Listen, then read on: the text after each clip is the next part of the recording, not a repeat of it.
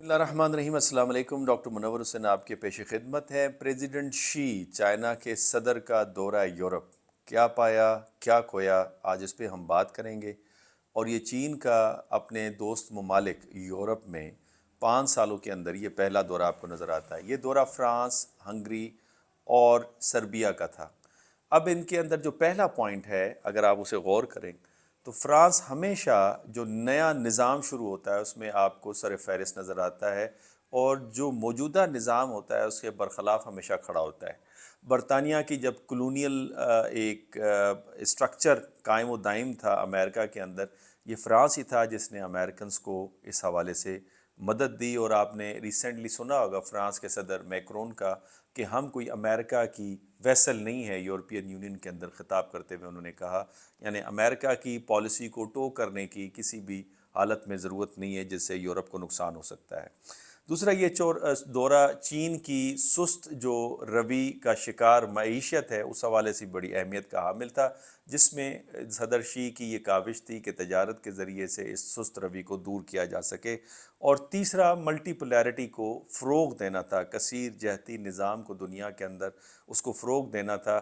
اور اس حساب سے اگر آپ دیکھیں تو فرانس تو ہمیشہ ایگزسٹنگ سسٹم کے برخلاف چلتے ہوئے نظر آتا ہے اور نئی چیزوں کو فوراً اڈاپٹ کرتا ہے۔ وہاں پہ ہنگری اور سربیا کو دیکھیں تو یہ بھی ایکس سیٹلائٹ ریاستیں تھیں سوویت یونین کی۔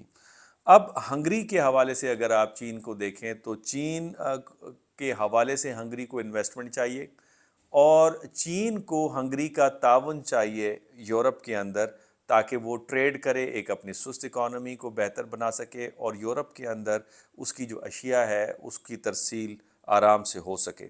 اس حوالے سے ہم یہ بھی دیکھتے ہیں کہ ہنگری جو ہے وہ یورپ اور چین کے درمیان میں پل کا کردار ادا کر سکتا ہے، اور یہی وہ چین اس حوالے سے چاہتا ہے۔ اور ہنگری کے صدر تومس سلیوک اور پرائم منسٹر وکٹر آربن، انہوں نے ریڈ کارپیٹ ویلکم کیا صدر شی کا۔ آ جاتے ہیں جناب سربیا کے صدر کے حوالے سے، تو سربیا اور چائنا کے درمیان میں 2.1 بلین ڈالر کی انویسٹمنٹ چائنا نے کی ہوئی ہے، اور یہ BRI کے تحت کی ہوئی ہے۔ اور جب سربیا کے صدر کے محل کے اندر جو ویلکم تھا صدر شی کا، اس میں سربیا کے 10,000 لوگ بھی شامل تھے۔ ایک ریڈ کارپیٹ ویلکم تھا جہاں پہ چین چین چین کے نعرے لگ رہے تھے۔ اس دورے کی اہمیت کیا ہے؟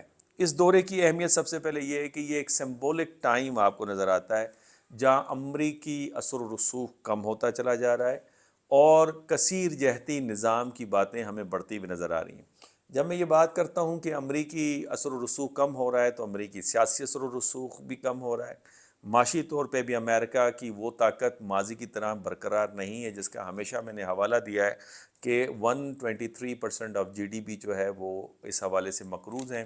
اس کا صرف ڈیٹ پے کرنے کے لیے امریکہ کو $1 ٹریلین چاہیے، جو امریکہ کے پاس موجود نہیں ہے۔ جتنے گھر مارگیج کے اوپر لیے ہوئے تھے، لوگوں کو $1 ٹریلین چاہیے تاکہ اس کا وہ انٹرسٹ پے کر سکیں یا اس کی اقساط بینکوں کو پے کر سکیں، وہ ان کے پاس موجود نہیں ہے۔ تو اس وجہ سے امریکہ معاشی مشکلات کا ایک طرف شکار ہے، دوسری طرف اس کا جو تاثر ہے یوکرین کی وار، اس سے پہلے مڈل ایسٹ میں بہت ساری جنگ، اور اب غزہ اسرائیل کی جنگ، اس تاثر کو برا سا دھچکا لگا ہے۔ پھر امریکی سیاسی نظام کے اندر بھی بہت سارے سوالات اٹھ رہے ہیں۔ تو ایک طرف امریکہ کا اثر و رسوخ کم ہو رہا ہے اس کی اپنی کمزوریوں کی وجہ سے، دوسری طرف چائنا اور دوسرے دیگر جو ممالک ہیں وہ طاقت میں آگے بڑھ رہے ہیں، تو اس وجہ سے کثیر جہتی نظام کی باتیں چل رہی ہیں۔ تو ایک فائنل پش کے لیے جو ہے، یا اس کثیر جہتی نظام کو آگے بڑھانے کے لیے یہ دورہ اہمیت کا حامل ہے۔ دوسرا یہ کہ یہ اگر اس کی فرانس کے ساتھ سفارتی تعلقات کو دیکھیں چین کے، تو یہ اس کی 60th یعنی 60ویں برسی بنتی تھی یا اینیورسری بنتی تھی۔ اسی طریقے سے اگر آپ اس کو ہنگری کے ساتھ چائنا کے سفارتی تعلقات کو دیکھیں تو یہ 75ویں 75th اینیورسری اس حوالے سے تھی۔ اور پھر سربیا کے حوالے سے آپ کو یاد ہوگا کہ یہ 25ویں برسی ہے جب بلغراد میں چین کے سفارت خانے کے اوپر نیٹو فورسز نے کوسوو وار میں اٹیک کیا تھا، اس کے اوپر بمبارڈمنٹ کی تھی۔ تو اس حوالے سے سمبولیکلی یہ بڑا امپورٹنٹ ہے۔ اب تیسرا سوال یہاں پہ یہ پیدا ہوتا ہے کہ صدر شی نے اس دورے میں کیا حاصل کیا۔ صدر شی نے پہلا تو یہ کہ ملٹی پولیرٹی کا جو کانسیپٹ ہے یا اس کا جو تاثر ہے اس کو پروموٹ کرنے کی بھرپور کوشش کی، اور اس کا تاثر بھی دنیا کے اندر جاتے ہوئے ہمیں نظر آتا ہے۔ دوسرا یہ کہ یورپ کے اور چائنا کے درمیان میں جو اس وقت اسٹال میٹ ہے اور ایک خطرہ لا کے کہ غالباً European union as a block Chinese product کے اوپر ٹیرف یا کچھ پابندیاں نہ عائد کریں، اس خطرات کو اوپر قابو پانا بھی اس میں سے ایک مقصد تھا۔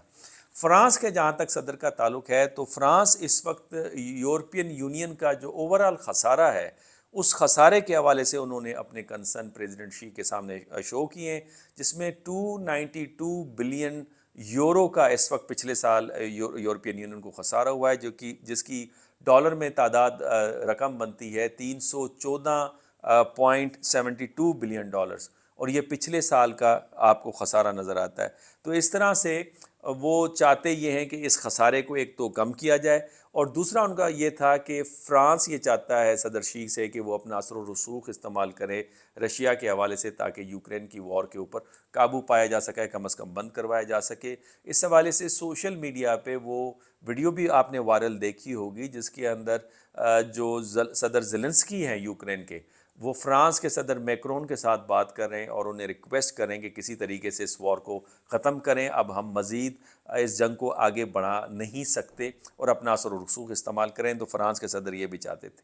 تیسری، فرانس کے صدر نے ایک اہم موو کیا، اور اس میں یورپین یونین کی جو صدر ہیں ارسولا وینڈر لین، ان کو بھی انوائٹ کیا ہوا تھا، اور اس کے اندر یورپین یونین کی جو اشیاء ہیں، پروڈکٹس ہیں، ان کو ایزی ایکسیس ہو سکے چائنیز مارکیٹ کے اندر۔ دوسرا، روس کے حوالے سے جو برآمدات ہیں چائنا کی، اس کے اوپر روک تھام کیا جا سکے، چونکہ اس سے روس کو فوجی ایک قسم کی مدد مل رہی ہے یوکرین کی وار کے اندر۔ اور تیسرا یہ کہ جو سبسڈیز ہیں الیکٹرک کارز کے اوپر جو چائنیز نے دی ہوئی ہے، اس کو کسی طریقے سے کم کیا جا سکے۔ جہاں تک یہ اوور کیپیسٹی پروڈکشن کا سوال تھا چائنا نے، وہ تو تسلیم کرنے سے صدر شی نے انکار کر دیا۔ البتہ یوکرین کے حوالے سے وہ کہتے ہیں کہ ہم ہمیشہ سے کہہ رہے ہیں کہ بات چیت کے ذریعے اس مسئلے کا حل نکلے گا، اور اس مئی کے آخر میں صدر پیوٹن نے دورہ کرنا ہے چین کا، جس میں بات چیت اس مسئلے پر کہ بات چیت کے ذریعے اس مسئلے کا حل نکالا جائے، اس پہ ضرور بات ہوگی۔ اب یورپین جو اینالسٹ ہیں وہ اس دورے کو کس طرح سے لے رہے ہیں، مختصراً وہ بھی میں آپ کے سامنے رکھتا ہوں۔ مثال کے طور پہ لنڈن اسکول آف اکنامکس کی پولیٹیکل اکنامسٹ اور سینئر فیلو ہیں شیرلی یو، وہ سمجھتی ہیں کہ میکرون نے اس دورے سے کچھ حاصل نہیں کیا، سوائے اس کے کہ انہوں نے اپنے پرسنل کانٹیکٹس بڑھائے۔